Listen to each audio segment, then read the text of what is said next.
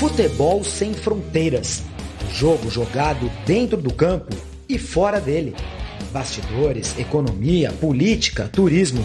O podcast do UOL para quem gosta de futebol internacional e tudo o que vai além de um simples grito de gol.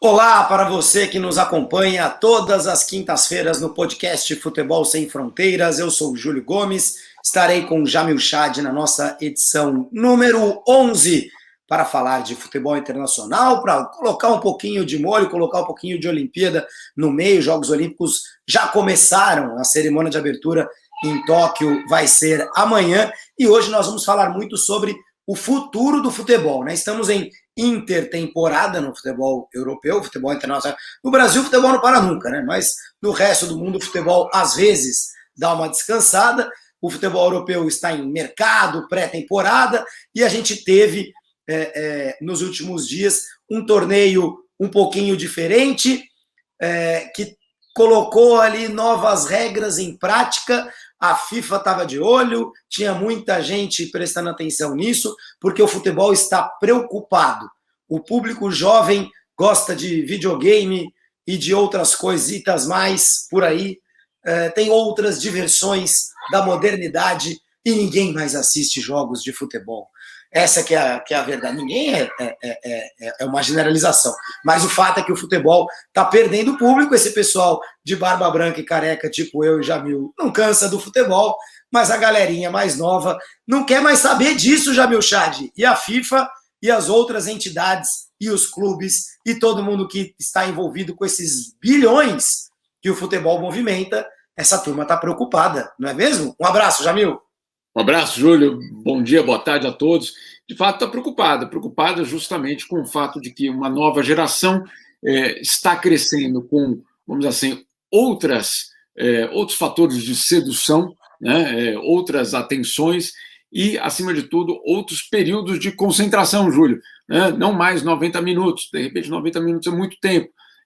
Outros fatores que, obviamente, estão criando uma geração que pode ter dificuldade em acompanhar uma partida inteira de futebol na frente da televisão, como a gente fazia e como continua fazendo. Bom, o mundo do futebol está preocupado e quer buscar alternativas para uma maior relação entre quem está sentado em casa e o que está acontecendo em campo. São várias as opções, mas, como você disse, uma delas foi testada num torneio sub-19 há poucos dias aqui na Europa, um torneio que não é oficial, um torneio que não teve nenhum tipo de envolvimento da UEFA ou da FIFA de uma forma direta, um torneio que não passa por nenhum tipo de qualificação, nada disso, mas um torneio que muita gente foi lá para assistir, para saber que impacto essas novas regras teriam. Regras, Júlio, que podem mudar de uma forma bastante dramática o futebol, porque ele traz um novo ritmo. E para que trazer um novo ritmo? Para ver se você confia, na verdade, a essa nova modalidade, a relação direta com os jovens torcedores. Jovens torcedores que querem ver, mas, ao mesmo tempo, interagir pelos seus telefones, que querem, obviamente, ter voz, vamos dizer assim, dentro daquele jogo, e não querem terminar num 0-0. Uma cobrança não só desses jovens, mas, obviamente, das televisões que querem garantir o público futuro. Vamos entrar já no pacote de regras novas? Ou você a gente já vai. Não, vamos, a gente vai entrar, a gente vai passar por cada um. Quero dar um pouquinho de contexto sobre esse torneio, né? Esse torneio, ele foi um torneio sub-19 e um torneio sub-23. Participaram dele o RB Leipzig da Alemanha, o PSV e o AZ Alkmaar da Holanda, o Bruges da Bélgica.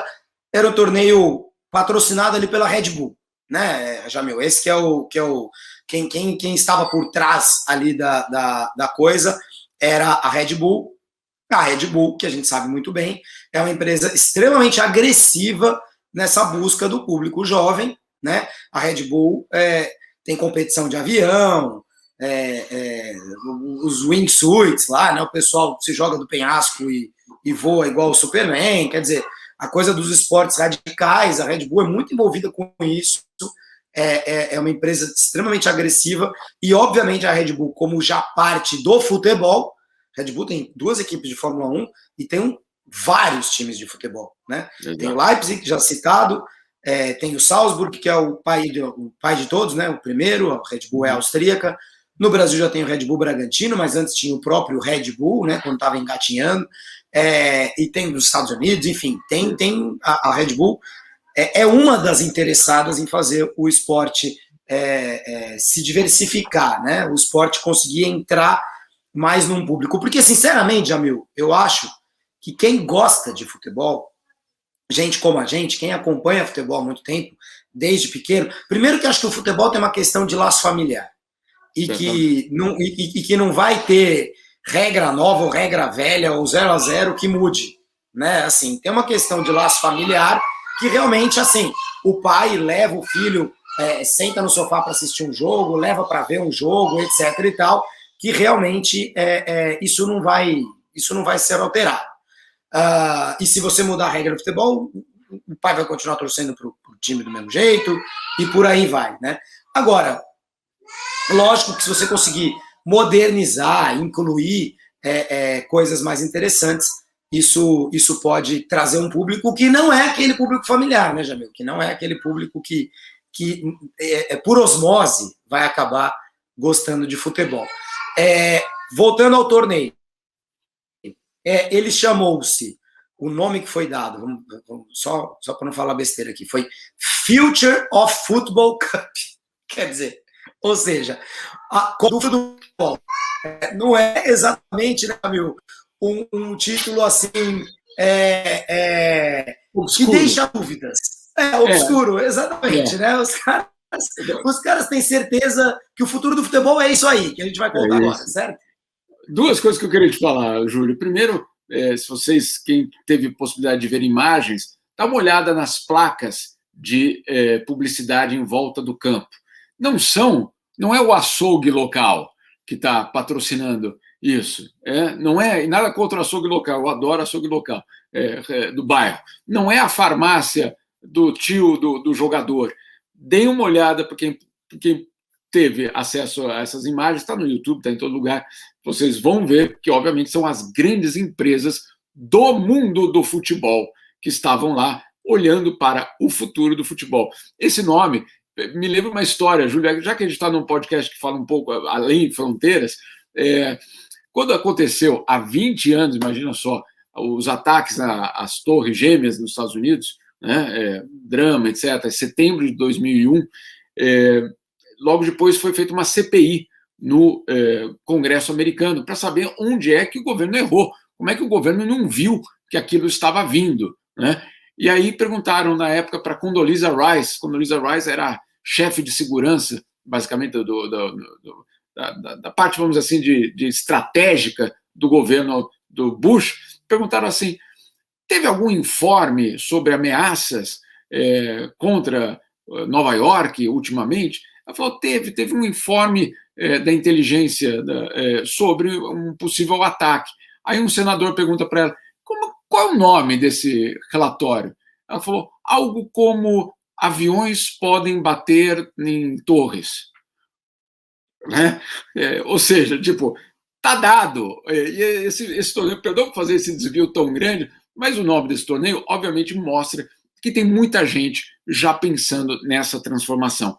A FIFA rapidamente veio e colocou um comunicado dizendo: nós não temos nada a ver com isso.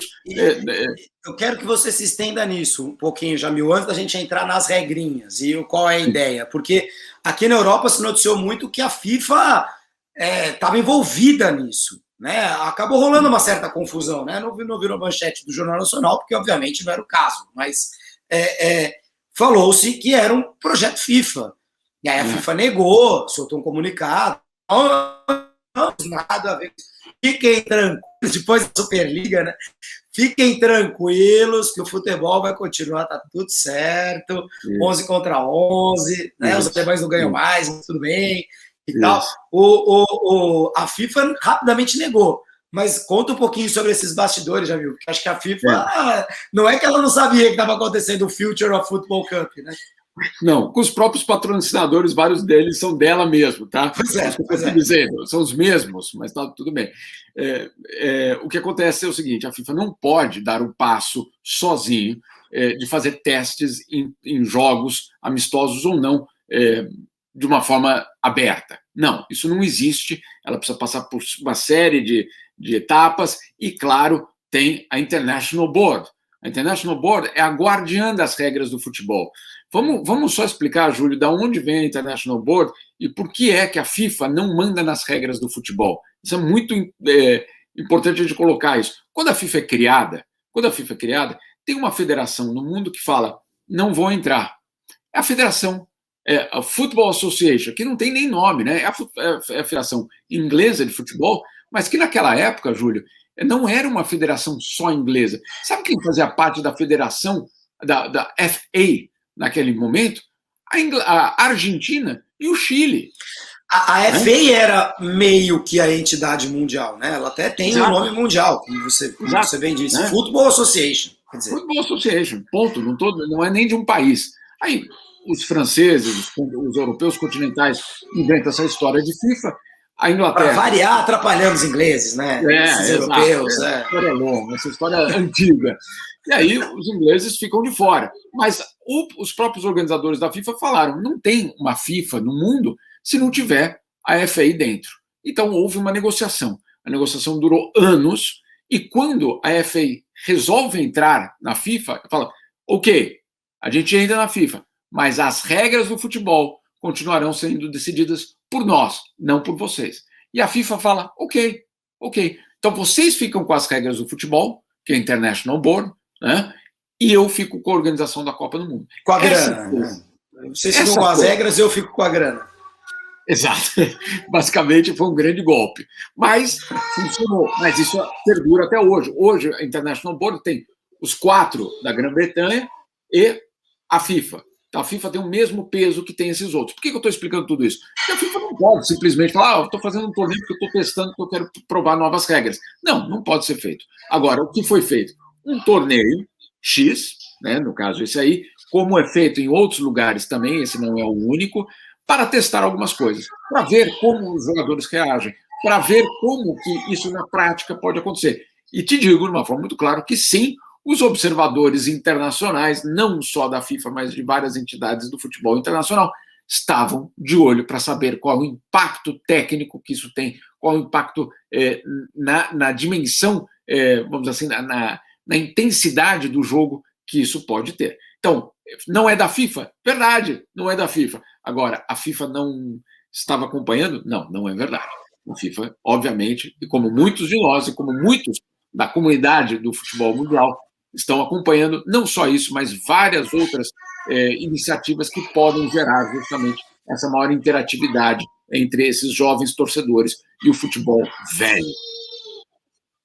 Agora, vamos combinar, né? Os caras, para fazerem isso, hoje em dia você vai ter que fazer uns testes de usabilidade, né? Faz o torneio, em vez de os velhos lá, tipo a gente, ficarem assistindo, para ver se é legal ou não é legal, tem que colocar justamente a molecada, né? Para ver se eles acham legal ou não. Agora, vamos lá. Quais são essas mudanças? O que vai virar o futebol? O que a Future of Football Cup nos trouxe? Vamos lá. São 5 mudanças, tá? Eu vou falar sobre elas. Isso. Antes de falar dessas mudanças, só queria dizer uma coisa. Isso não é a primeira vez que a FIFA pensa em mudar, que existe o debate, o que fazer com o futebol. Em 2002, aquela Copa do Mundo que o Brasil ganhou, mas que teve semanas desesperadoras de qualidade baixa de futebol e de muitas partidas com nível bastante baixo, inclusive porque o tempo entre o final da Champions, o final dos torneios nacionais e o começo da Copa do Mundo foi muito apertado. Esse período não deixou tempo suficiente de descanso e os jogadores chegaram exaustos. Essa exaustão dos jogadores levou uma Copa do Mundo com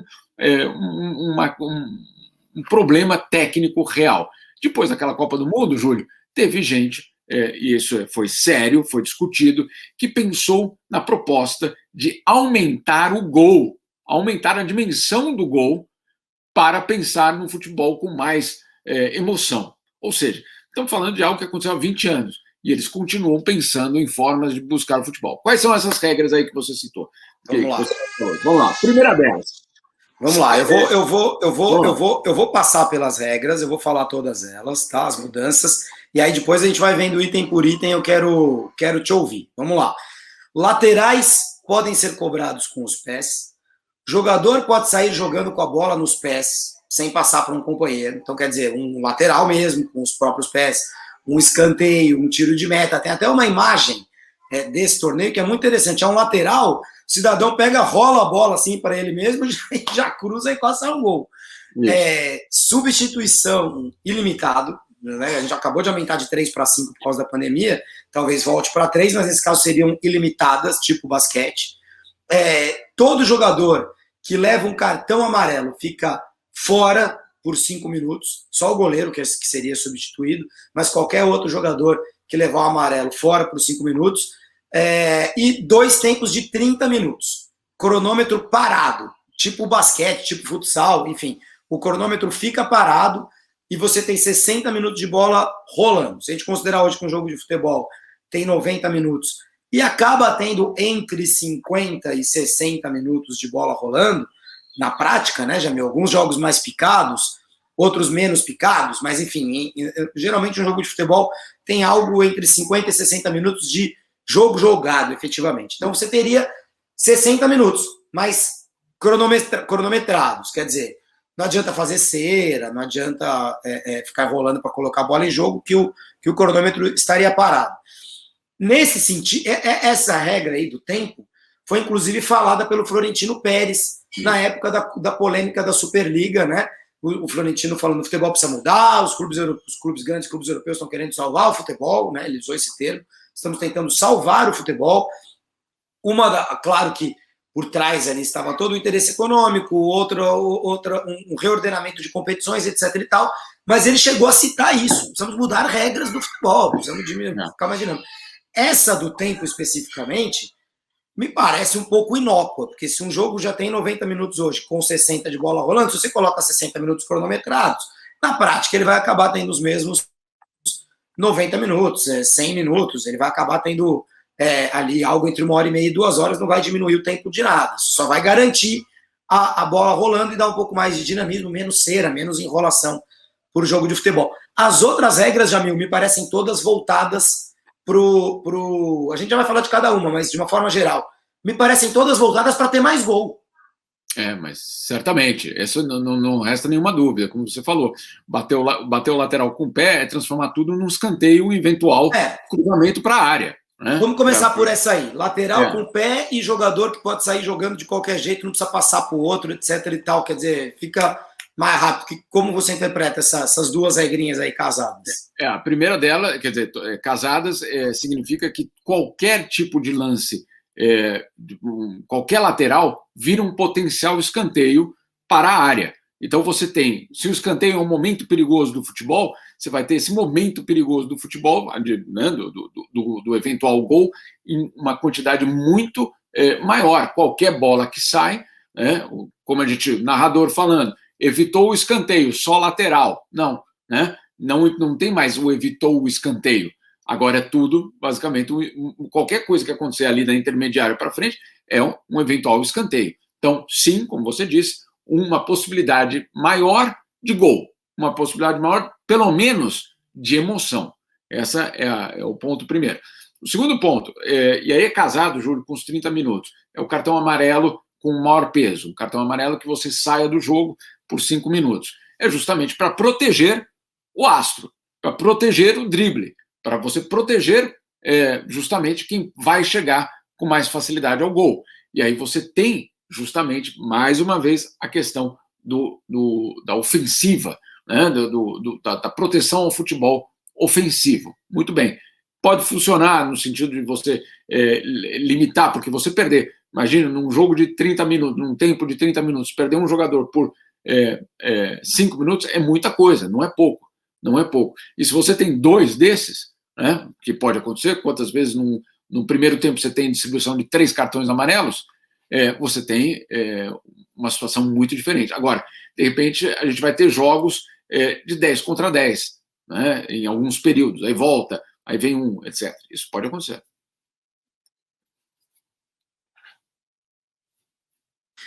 Essa é outra coisa que já foi falada na tentativa de transformar o futebol num jogo mais dinâmico, né? Deixa 10 contra 10, dá mais espaço. Se você vai dando cartão amarelo e vai tirando o jogador de campo, obviamente, até aconteceu isso nessa Future of Football Cup, foi o relato de um dos jogos lá que acabou 6-0 para alguém. Algum time teve jogador amarelado. Na hora que teve jogador amarelado, o outro foi para cima e conseguiu criar a vantagem. Quer dizer, você tira um jogador e o outro time tem uma vantagem grande numérica. Isso acontece no próprio futsal, isso acontece no handball, isso acontece em outros esportes coletivos e de fato viram um ataque contra a defesa por um certo período do jogo. O que me dá mesmo... Hóquei sobre o gelo também isso, é um momento power play, chave, é chave do jogo. Né? O Jamil, que é suíço, né? Já vai vir com o hóquei sobre o gelo, né? Quer dizer, quem está acostumado com o gelo é isso aí. Esse solzinho aí pela janela é coisa rara. Cada um com o sapato que sabe usar, né, velho? Exato. Esse caso do hóquei sobre o gelo é um sapato que eu não sei usar. Agora, a regra do lateral e de poder sair jogando, me parece que é tipo o recuo de bola. Lembra quando o recuo de bola foi proibido, digamos assim? O jogo fica mais dinâmico mesmo e você não mexe na alma do jogo, né? Você não mexe na alma do jogo. O jogo simplesmente melhora, fica mais dinâmico. O cara, não tem que esperar. Pega, já cobra o lateral, já joga, ou já bate para a área. Esse do cartão amarelo, eu já acho que mexe um pouco mais com a alma do jogo. E eu acho que o meu problema com essa regra, eu sou um tradicionalista, hein? Mas o meu problema com essa regra é que você vai dar um peso ainda maior, que eu já acho que já é muito grande, para a arbitragem. Quer dizer, porque um cartão amarelo é subjetividade total. Não dá para você colocar objetividade no cartão amarelo. Né? A gente fala muito sobre isso. Jogos hoje em dia, né? Juiz que distribui cartão, juiz que controla jogo com cartão, e juiz que deixa o jogo correr, que não dá cartão nem por decreto, enfim. Aí você vai entrar numa coisa de critérios e de arbitragens que o cartão amarelo fica um pouco mais complicado nesse sentido. Mas, enfim, é uma tentativa. Substituições ilimitadas, Jamil. Substituições ilimitadas também me parece que é para o jogo ter mais dinamismo, né? Certamente. Inclusive em competições em que você tem, obviamente, uma exaustão do jogador, né? Que você precisa justamente manter aquele ritmo intenso, justamente porque a audiência quer um ritmo intenso, apesar de ter futebol todo dia. Aí eu tenho uma crítica, Júlio, que é o seguinte, quer um futebol mais intenso, resolve o problema do calendário. Fala no exatamente, exatamente. Mas eu ia falar, você falou de 2002, você tocou num ponto importantíssimo, quase todas as Copas do Mundo, Eurocopas, tem muito jogador que chega machucado, fim de temporada, etc. e tal. Mas 2002 foi um caso especial mesmo, né? Foi assim, foi muito apertado, foi tipo num fim de semana a final da Champions League, na outra semana estava começando a Copa do Mundo. Eu lembro que eu acompanhei a final da Champions League, foi Real Madrid e Bayer Leverkusen. Eu estava na Catalunha, o Brasil já estava no treino, já estava indo para Malásia. O gol de voleio do Zidane. Exato. E todo mundo falando, é o próximo campeão do mundo. E aí começou a Copa do Mundo semana seguinte. A França era campeã do mundo e da Europa e chegou na Copa com todo mundo quebrado. Todo mundo quebrado. Pires, o Pires, né? O Zidane, um monte de jogador machucado e aí caiu na primeira fase.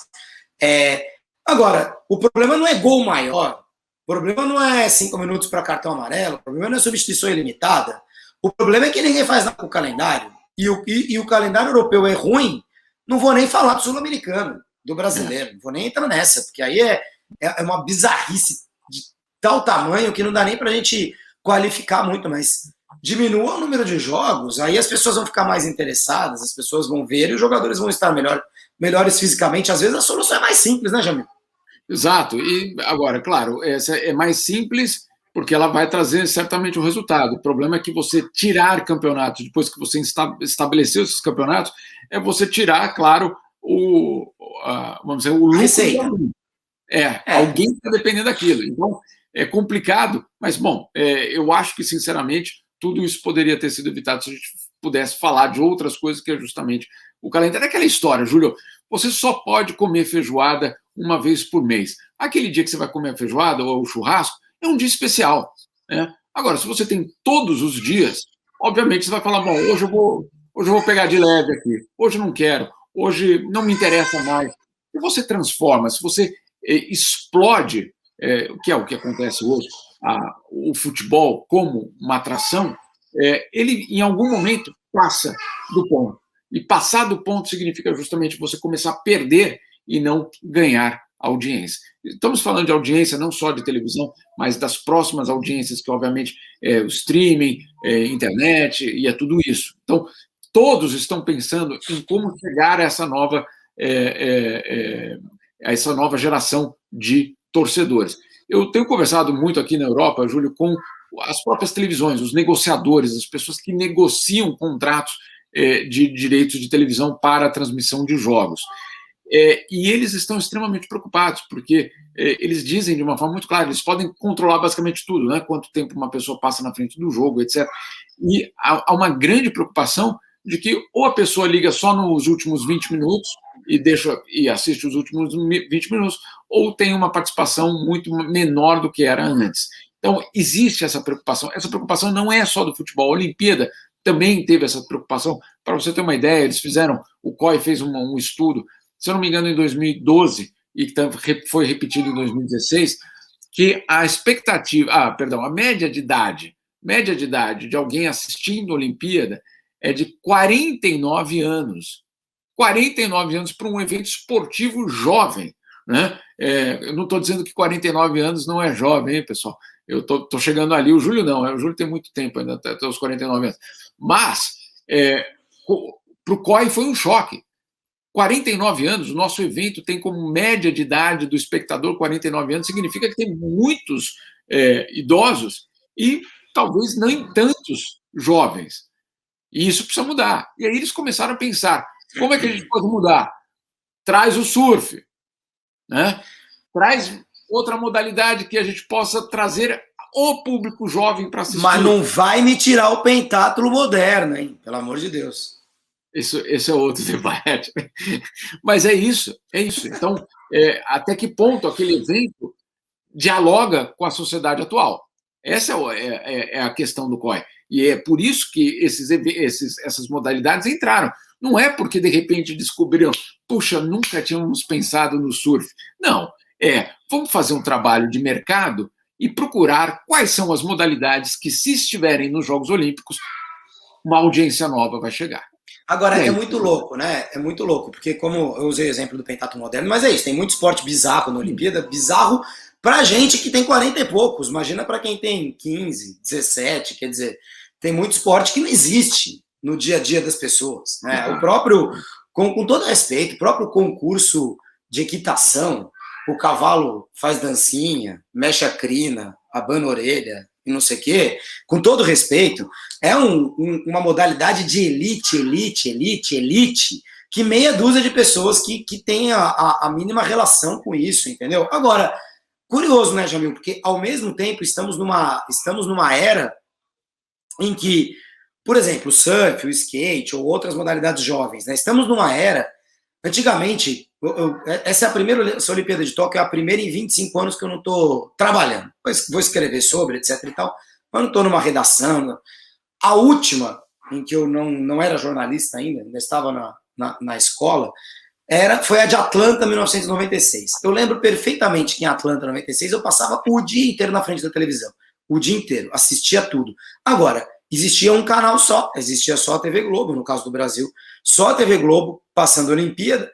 Às vezes, quer dizer, a Olimpíada às vezes passava em outros, passava na Bandeirantes também, enfim. Mas era um evento por vez. Tá passando o vôlei, flash do judô, flash do não sei o quê, aí passava a natação, aí, né, o Brasil sempre priorizou muito esportes coletivos nas suas transmissões. Quando eu tive a oportunidade de trabalhar numa Olimpíada na Europa em 2004, no Eurosport, eu vi que era completamente diferente, ninguém estava nem aí para vôlei, era muito mais outros esportes, esgrima, ciclismo. E aí que eu quero chegar, hoje em dia, quem passa a Olimpíada, passa no aplicativo e você escolhe o que assistir. Quem garante que o tal do público jovem que quiser ver surf vai saber que outras coisas estão acontecendo na Olimpíada, entendeu? Porque o cara vai ver o que ele quer ver.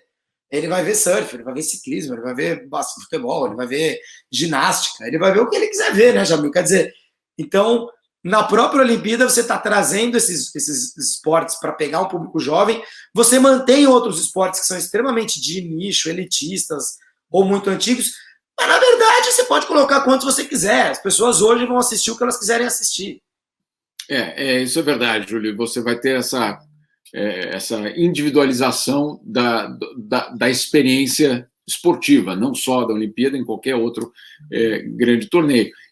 Mas é um desafio que o COI tem, que a FIFA tem, eles sabem disso, eles estão discutindo isso, porque, claro, a sobrevivência do movimento olímpico não pode depender justamente de uma geração que começa a se aposentar, que começa a sair, vamos dizer assim, do mercado.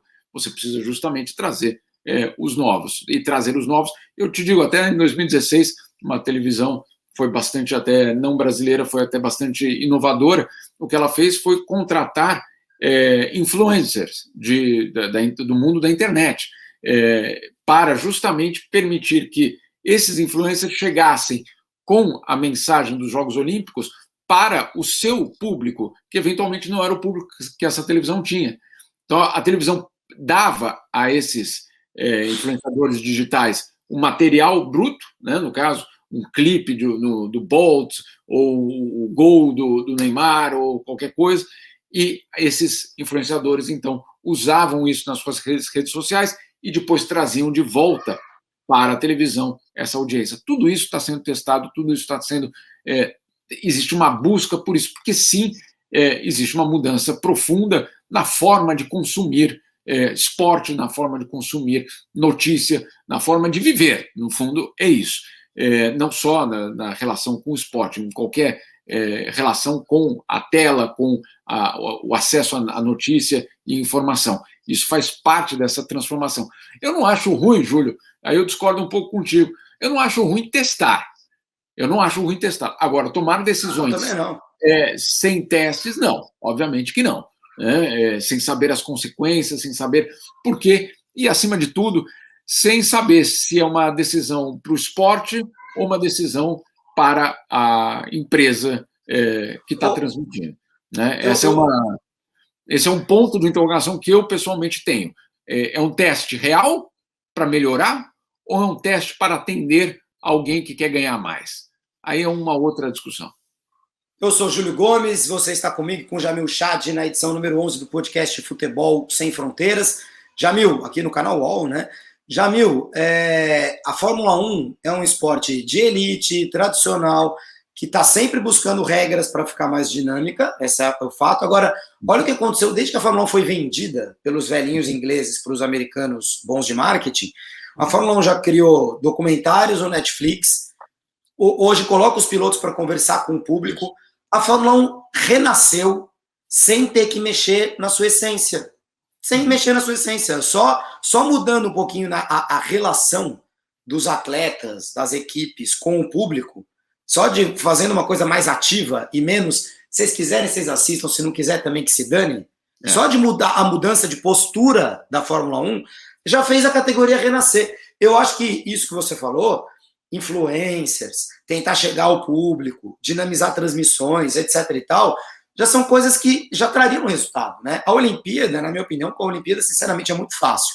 Por isso que eu acabei de falar, porque o público assiste o que ele quiser assistir hoje. A Olimpíada é um grande festival de todos os esportes. Então você vai ter sempre público, o esporte faz parte da nossa vida como ser humano, né? Não à toa, o esporte foi inventado pelos gregos lá, 200 mil anos atrás, entendeu? As pessoas praticam esporte, as pessoas competem, né? A competição está na natureza humana. Então, ninguém vai deixar de se importar com o esporte, né? E vamos considerar e-games esporte olímpico? Não vejo problema nenhum. É um esporte de mente, pôquer, assim como o xadrez, é um esporte da mente. Vamos agregar esportes da mente às Olimpíadas? Você vai trazer um monte de público jovem, você não precisa mudar a regra da ginástica ou do basquete para as pessoas se interessarem por Olimpíada.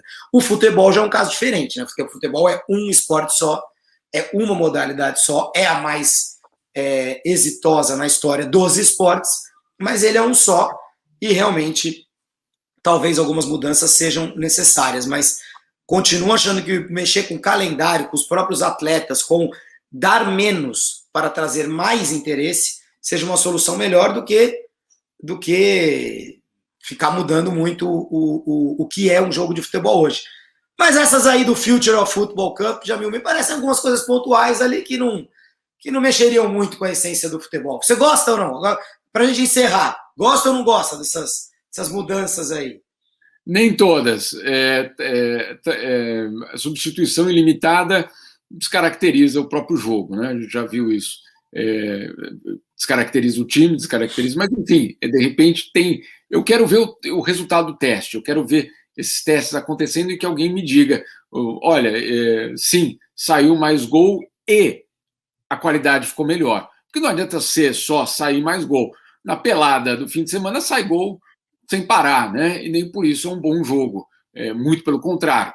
Então, tem outro elemento nessa história toda que a gente não tratou, mas qualquer outro dia a gente trata disso, que é a evolução dos goleiros. Se tem uma coisa que evoluiu no futebol de uma forma incrível nos últimos 30, 40 anos, foi o goleiro, né? Transformou basicamente o futebol e deixou muito mais difícil, sim, certamente. Então, eu quero ver o resultado, porque, insisto, não adianta, foi 6-5 o jogo, que jogão.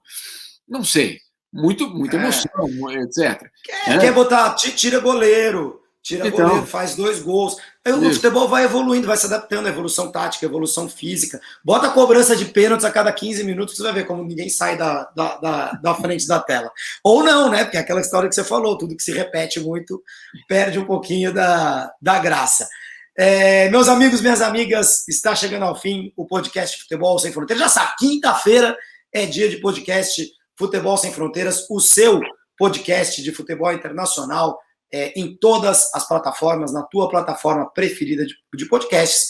Para quem nos acompanha no YouTube, para quem nos assiste no canal UOL, fica aqui o meu grande abraço. Na quinta que vem, eu e Jamil Chad estaremos de volta para tentar trazer para vocês um pouquinho mais sobre o jogo por trás do jogo, né? O que move essa engrenagem do futebol e dos esportes mundo afora, certo, Jamil? Quinta que vem, encontro marcado por aqui. Quinta que vem, meu caro, certamente. Estaremos aqui. Um grande abraço, Júlio. Um abraço a todos. Valeu, gente. Tchau. Até quinta. Futebol Sem Fronteiras. Jogo jogado dentro do campo e fora dele. Bastidores, economia, política, turismo. O podcast do UOL para quem gosta de futebol internacional e tudo o que vai além de um simples grito de gol.